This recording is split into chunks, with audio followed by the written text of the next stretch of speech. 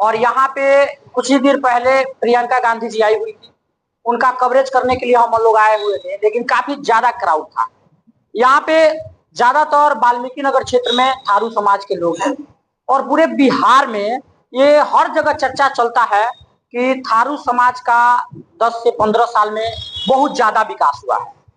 और ये कार्यालय ये किसी पार्टी का कार्यालय नहीं है, ये जन जागरण एक कार्यालय है जहां थारू समाज के लोग बैठते हैं, अपने समाज के बारे में बात करते हैं, कहाँ कमी है, कहाँ ज्यादा है, कहाँ सुधार करने की जरूरत है, इस पे बात करते हैं।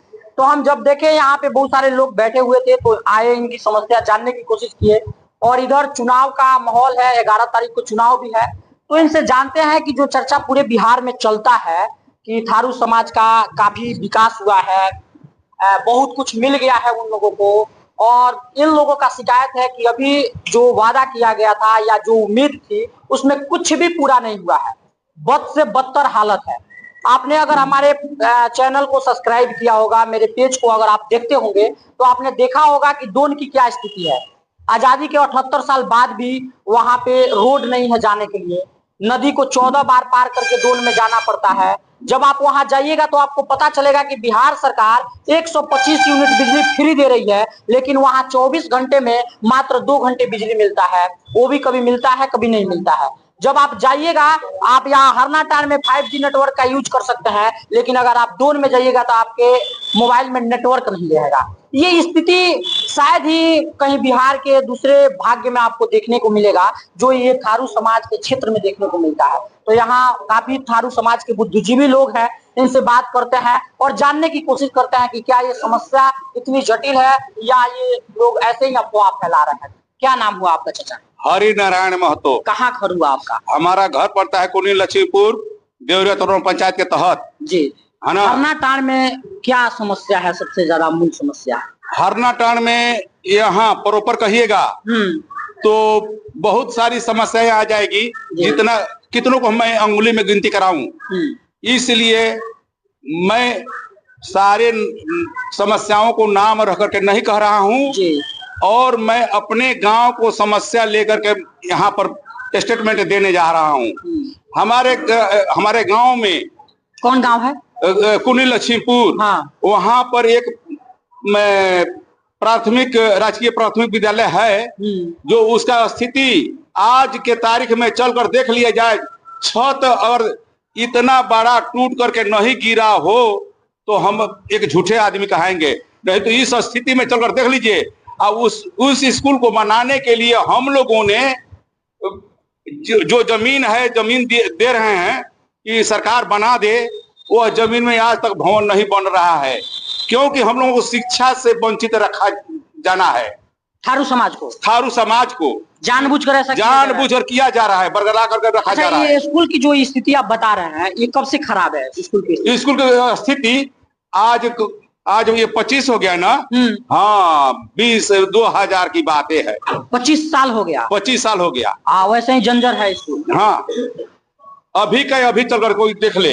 अब हम चलेंगे आपके गांव में, ग्राउंड में देखेंगे उस चीजों को। हाँ, क्या नाम हुआ आपका? भूपेंद्र खतई। भूपेंद्र खतई। कहाँ घर हुआ आपका? मेरा घर पड़ेगा नारायणगढ़। ये जो समस्या जो सुनने में आ रहा है हरनाटांड में, जो वर्तमान में जो सरकार 25 साल से है, क्या इन समस्याओं का छुटकारा आप लोगों को नहीं मिला है?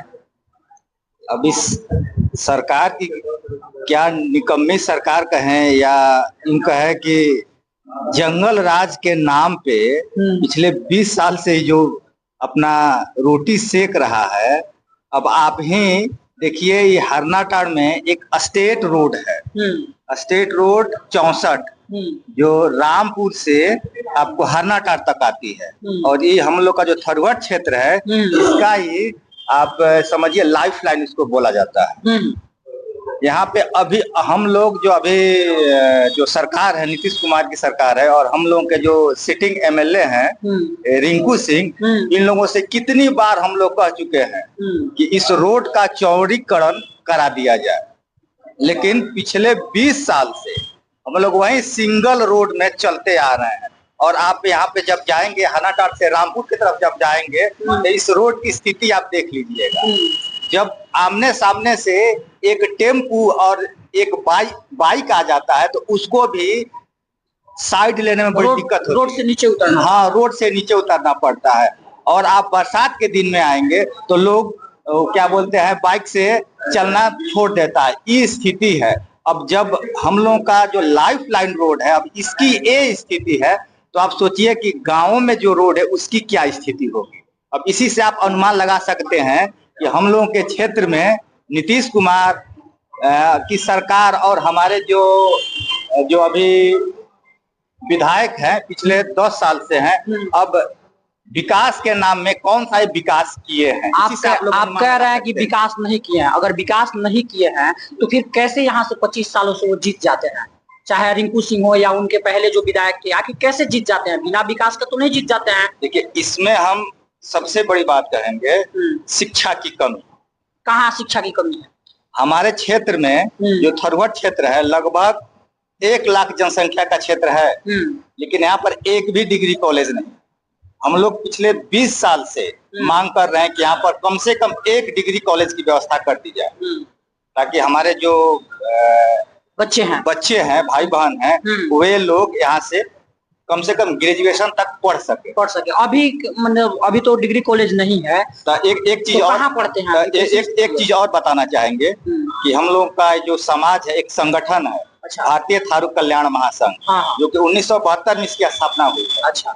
उसी के मदद से हम लोग हरनाटाड़ में ही एक महाविद्यालय चलाते हैं, जिसमें हमारे समाज के जितने भी नौकरी पेशा लोग हैं, वे लोग भी चंदा देते हैं, और जो गरीब जनता है वे लोग भी चंदा देते हैं। क्या नाम है विद्यालय का?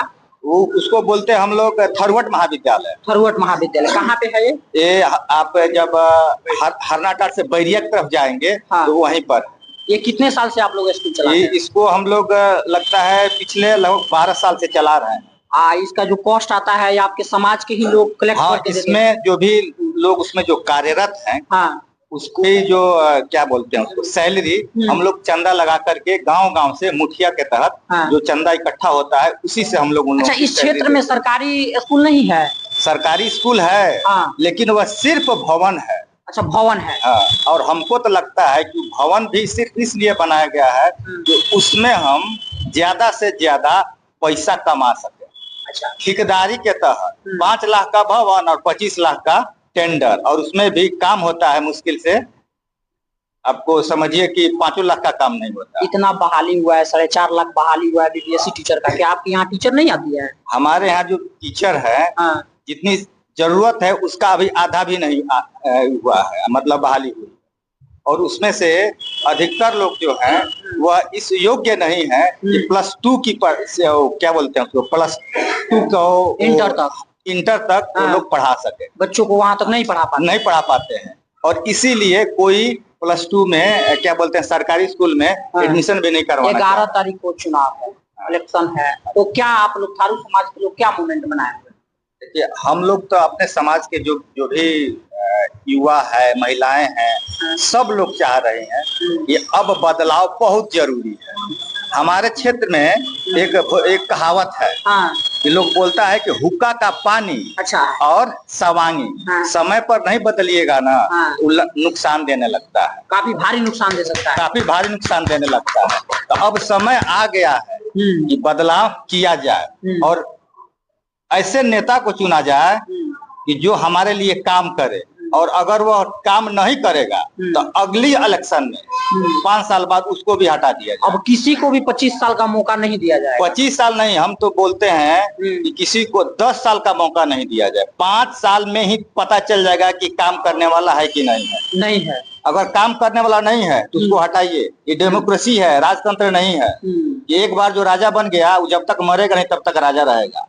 डेमोक्रेसी में हर 5 साल में इसलिए चुनाव होता है कि अगर आपसे गलती हुई है तो आप अपने गलती को सुधारिए और अच्छे उम्मीदवार, अच्छे अपने जो प्रतिनिधि है उसको चुनिए। तो इसीलिए सब लोग का एक मुहिम है कि इस बार परिवर्तन होना ही चाहिए। जी।